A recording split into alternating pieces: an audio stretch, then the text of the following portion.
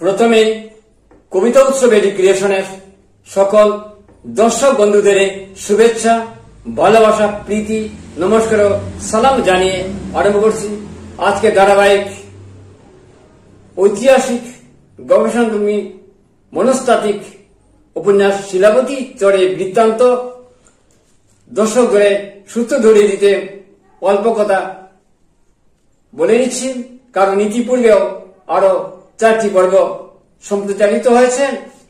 শিলাবতী চরে বৃত্তান্ত ঐতিহাসিক গবেষণাধর্মী উপন্যাস কাছাড়ে শেষ হতে গোবিন্দ চন্দ্র নারায়ণের রাজ্যপাঠ পতনের পূর্ব মুহূর্তে 5 বছর শিলচরের খাসপুরে ছিলেন। গোবিন্দচন্দ্র নারায়ণ তার জ্যেষ্ঠ ভ্রাতার মৃত্যুর পর 1813 খ্রিস্টাব্দে কাছাড়ের সিংহাসনে বসেন। তিনি মাত্র 17 বছর রাজত্ব করেছিলেন। প্রথম 5 বছর ঘটনাবলী নিয়ে এই শিলাবতী চরে বৃত্তান্ত। তার প্রধান রানী ইন্দ্রপ্রভা বৈষ্ণব, আর তিনি ছিলেন স্বার্থর ভোগ বিলাসে তামসিক জীবনে মত্ত ছিলেন। 2 মেরি 2 জন, তাদের মতানৈক্য এবং রাজ্যবাসীর নানান ঘটনা নিয়ে এই শিলাবতী চরের বৃত্তান্ত। সেই সময় জনসংখ্যা হ্রাস হয়ে যায়, কলেরা, ম্যালেরিয়ায় নানান অসুখ বিসুখে এবং প্রাকৃতিক দুর্যোগ ঘটে।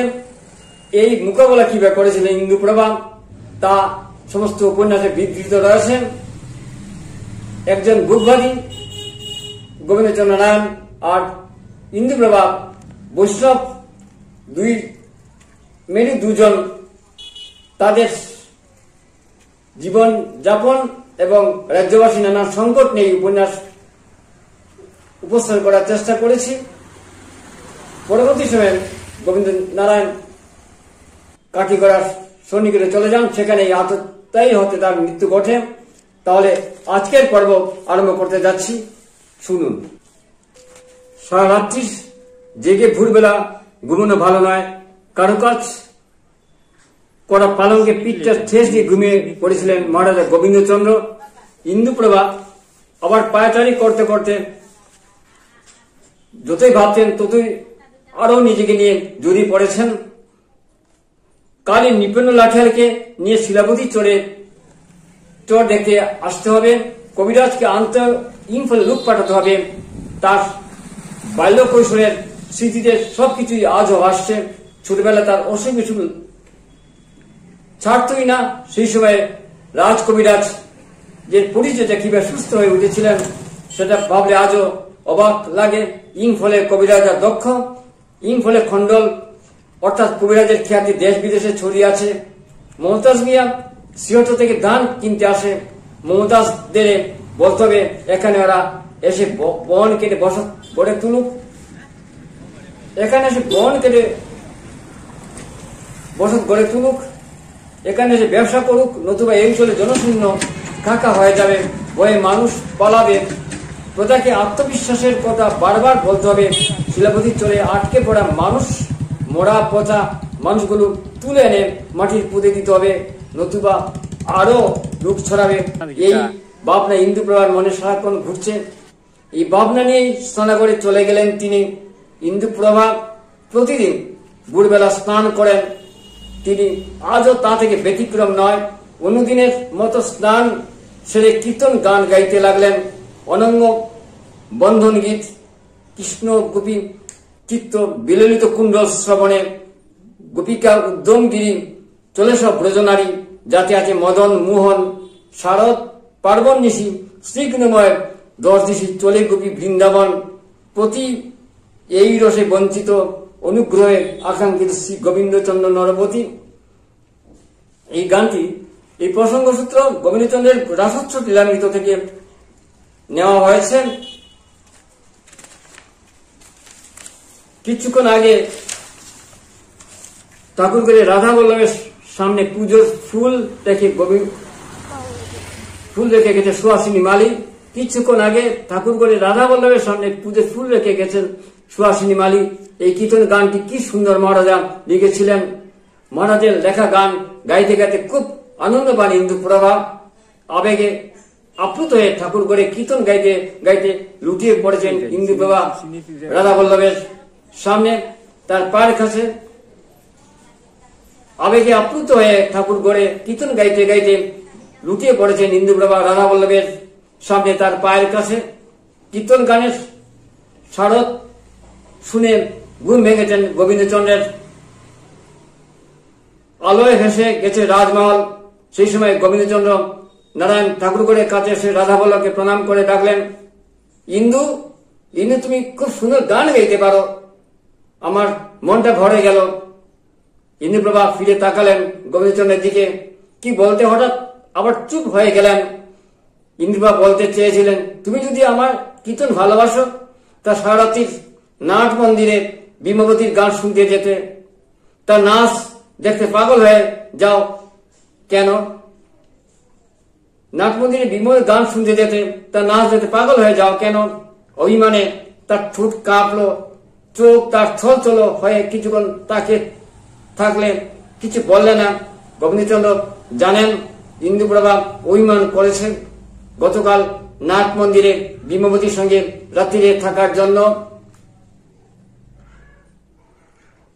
গোবিন্দচন্দ্র জানেন ইন্দুপ্রভা অভিমান করেছে গতকাল নাট মন্দিরে বিমবতীর সঙ্গে রাত্রিরে থাকার জন্য। ইন্দুপ্রভা মুখ জলমল। গোবিন্দচন্দ্র দেখলেন মুখে স্নিগ্ধতা এক মোহিনী প্রতিমার ছায়া যেন।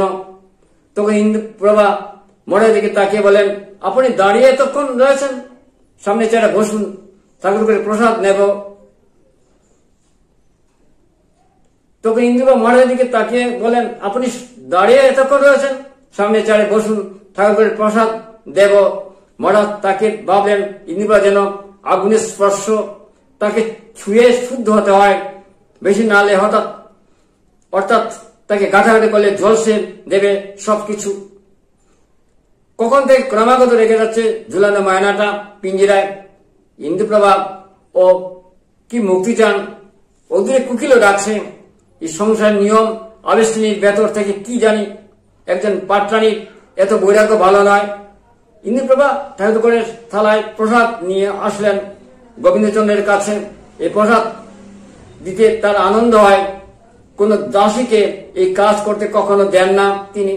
প্রায় প্রতিদিনই গোবিন্দচন্দ্র ইন্দুপ্রভার কীর্তন গান শুনতে শুনতে তার ঘুম ভাঙে। গোবিন্দচন্দ্র ইন্দুপ্রভার ঠাকুরগড়ের ফলাহারের প্রসাদ প্রাতরাশ করেন। তখন ইন্দুপ্রভার কাছে কাউকে আসতে দেন না। রাজা অনেক প্রয়োজনীয় গোপন কথা ইন্দুপ্রভার সঙ্গে আলাপ করেন, তার পরামর্শ নেন। মহারাজা ইন্দুপ্রভার কথার গুরুত্ব বুঝে প্রয়োজনীয় ব্যবস্থা নেন। আজ ইন্দুপ্রভা গোবিন্দচন্দ্রকে ঠাকুরগড়ের প্রসাদ দিয়ে দিতে বলেন। রাজেশ্বর মহারাজ, কি বলতে চাইছো ইন্দু? চাষাবাদের জন্য মুসলমান লোকেরা দক্ষ, পারদর্শী, পরিশ্রমী। গুলুমিয়ার পিতা জুমাই খা অগুরু ব্যবসার জন্য এখানে এসেছিল, ওরা এখানেও রয়ে গেছে। গুলুমিয়া আমাদের রাজস্ব দিয়ে যাচ্ছে। সিলেট থেকে দান নিতে মুসলমান লোকেরা নিয়মিত এখানে বড়বক্র নদী দিয়ে আসে। ওরা এখানে স্থায়ী ভাবে থেকে গেলে এখানে চাষ আমাদের ভালো হবে, আমরা তাই মনে হয়। এরা এখানে স্থায়ী থেকে গেলে এখানে চাষ আমাদের ভালো হবে, আমার তাই মনে হয়। তাদের আমাদের প্রয়োজন আছে, ওরা বন কেটে বসা তৈরি করুক। গুলুমিয়া প্রসঙ্গে উপেন্দ্র কুমার ঘোষ ছাড়াও অসমিয়া ভাষায় প্রকাশিত গবেষণা গ্রন্থে রয়েছে। তথ্যসূত্রে তাই বলে। পাটরানী ইন্দুপ্রভা কিছুক্ষণ চুপ থেকে ভাবলেন। তারপর হেরামল গোবিন্দচন্দ্রের দিকে তাকিয়ে বলেন, এদের সঙ্গে যোগাযোগ করার দায়িত্ব আপনি গুলুমিয়াকে দিয়ে দিন। পাটরানী ইন্দুপ্রভা কিছুক্ষণ চুপ থেকে ভাবলেন। তারপরে হেরামল গোবিন্দচন্দ্রের দিকে তাকিয়ে বলেন, এদের সঙ্গে যোগাযোগ করার দায়িত্ব আপনি গুলুমিয়াকে দিয়ে দিন। তাছাড়া গুলুমিয়া আমাদের বাধ্য লোক। প্রতি বছর মহামারী, কলেরার হাজার হাজার লোকের মৃত্যু, জনসংখ্যা হ্রাস আমাদের এক দুশ্চিন্তায় ফেলেছে। যে রাজ্যের প্রজা নেই, সেই রাজ্যের সুন্দরতা নেই, ঐশ্বর্য নেই। আমাদের প্রজাকুল পার্শ্ববর্তী রাজ্যগুলি থেকে অনুরোধ করে মানুষগুলি এনে এখানে অবশ্যই জনবসতি গড়ে তুলতে হবে। এদের সুখ সুবিধা দিয়ে রাজস্ব হার কমিয়ে স্থায়ীভাবে বসতি দিতে হবে। ঠিক সেই সময় মহারাজা হেরম্ব কুলনিধি গোবিন্দচন্দ্রের জয় বলতে বলতে মহেন্দ্র রাজ অন্তপুরে গোবিন্দচন্দ্রের বিশ্রাম কক্ষে প্রবেশ করলেন। সবার ভেতর প্রবেশ অধিকার নেই, কিন্তু মহেন্দ্র একেবারে কাছের মানুষ, তাই মহেন্দ্র অন্তপুরে আসতে পেরেছে। মহেন্দ্রের হাতির রক্ষণাবেক্ষণ এবং দক্ষ হাতি শিকারী কাজে রাজ্যের গ্রামগঞ্জে হাতির উপদ্রব প্রায় লেগেই আছে। তখন মহেন্দ্র ছাড়া সমাধান কঠিন। হাতির দল তাড়ানোর একটা উপায় মহেন্দ্র বের করবেই। তাই মহারাজা গোবিন্দচন্দ্র মহেন্দ্রকে খুব কাছে রাখেন। হাতি দল তাড়ানোর একটা উপায় মহেন্দ্র বের করবেই। তাই মহারাজা গোবিন্দচন্দ্র মহেন্দ্রকে খুব কাছে রাখেন, কারণ গ্রামের মানুষের কাছে হাতির খুব বেশি উপদ্রবে ধান ফসলের জমি নষ্ট করছে। তার সঙ্গে রয়েছে বাদুর উপদ্রব। একদিকে মহামারীতে মানুষ থাকতে চায় না, তারপর এইসব উটকো ঝামেলা রয়েছে। বর্ষার বড় বড় ফুলে বন্যায় চারিদিকে বাসিয়ে দেয়, বর্ষা চারিদিকে বড় বড় ফুলে বন্যায় চারিদিকে বাসিয়ে দেয়, গ্যাস বাড়ি তছনছ করে দেয়। কেবল জয় জয় করে মহেন্দ্র মহারাজা গোবিন্দচন্দ্রের মনেকে বলেন, কোন বিশেষ কাজে আছে কি? তুমি তো বিনা কাজে আসো না। তখন মনে বলে, তখন মহেন্দ্র বললে, দিগম্বর ভট্টাচার্যের কথা তুলে মহারাজ নালিশ জানালো। তিনি আমাদের কুলপুরুষ বংশের হতে পারেন, তিনি বড়ই উদ্ধত। তিনি আমার সঙ্গে কুতর্ক করেছেন, উনার কাছে কিছু টাকা পাই, সেই টাকা চাইতেই তিনি খুব রেগে গেলেন এবং আমাকে কুৎসাব্য বসে গালিগালাজ করেছেন। কুলপুরুষ বংশের হতে পারেন, তিনি বড়ই উদ্ধত, তিনি আমার সঙ্গে কুতর্ক করেছেন, উনার কাছে কিছু টাকা পাই, সেই টাকা চাইতেই তিনি খুব রেগে গেলেন এবং আমাকে কুৎসাব্য ভাষায় গালিগালাজ করেছেন। আমি বলেছিলাম মহারাজাকে বলবো, তখন তিনি বলেন কোনো প্রমাণ নেই, তাই মহারাজের বাবাও কিছু করতে পারবেন না। আমি তাদের বাড়িতে গিয়েছিলাম, আর তার মেয়ে শিউলি ও দূর দূর করে তাড়িয়ে দিয়েছে। মহারাজ, আমি উনাকে বিশ্বাস করে টাকা দিয়েছিলাম, বিশ্বাসের এই প্রতিদান দিলেন। মহারাজ সম্পর্কে আরো কত কিছু বলেছে। আপনার কি বৈষ্ণব হয়ে গেছেন, এটা কি সহ্য করা যায়? তাকে রাজসভায় এনে উপযুক্ত শাস্তি দিন।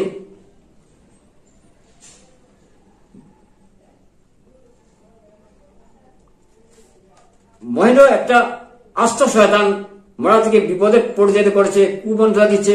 মহারাজ গোবিন্দচন্দ্র তা বুঝতে পারেন না। মহারাজের প্রশ্রয় এখানে কথা সেখানে লাগায়। রাত্রিরে মদ নারী নিয়ে নষ্টামি করে যাচ্ছে। সুন্দরী মেয়ে দেখলে গ্রামের যে কোনো মানুষের বাড়িতে হানা দেয় একটা চরিত্রহীন লম্পট। দিগম্বর ভট্টাচার্যের মেয়ে শিউলি দেখতে খুবই সুন্দর। শিউলির প্রতি মহেন্দ্রের দুর্বলতা রয়েছে। শিউলি ইন্দুপ্রভার কন্যা স্নেহ পালিত হচ্ছে।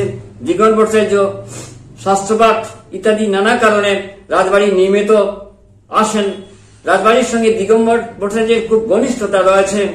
সেই সূত্রে রাজবাড়ির যাতায়াত ইন্দুপ্রভার অত্যন্ত প্রিয় স্নেহভাজন শিউলিও তার শিক্ষা দেখা সমস্ত ভাগ নিয়েছেন, বরণ পোষণ দায়িত্ব নিয়েছেন তিনি।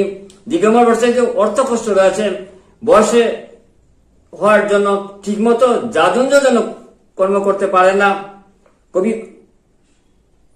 রাজকবিরাজ বলেছে, পাত্রী ইন্দুপ্রভা আর কখনো ছেলে মেয়ে হবার সম্ভাবনাও নেই। তাই তার প্রতি একটি বিশেষ নজর ও স্নেহ রয়েছে। যদিও শিউলি রাজবাড়িতে রাত্রিরে থাকে না, সে প্রতিদিন একবার আসবেই, কিন্তু কাজকর্ম সাহায্য করে আবার চলেও যায় নিজের বাড়িতেই। ইন্দুপ্রভা তাকে না দেখলে কেমন যেন হয়ে যান তিনি।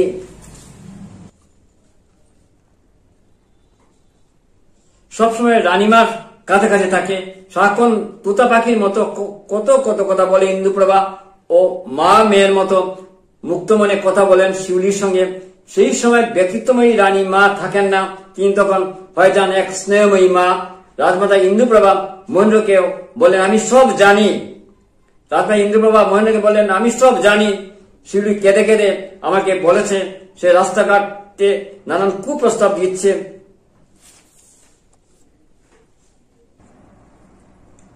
রাজমাতা ইন্দুপ্রভা মহেন্দ্রকে বলেন, আমি সব জানি। শিউলি কেঁদে কেঁদে আমাকে বলেছে সে রাস্তাঘাটে নানান কুপ্রস্তাব দিচ্ছে। সে যখন বিশু পণ্ডিতের টুলে পড়তে যায় তখন মহেন্দ্র নানান উৎপাত করে ইন্দুপ্রভা একটু রুক্ষ ভাবে তাকালেন মহেন্দ্রের দিকে।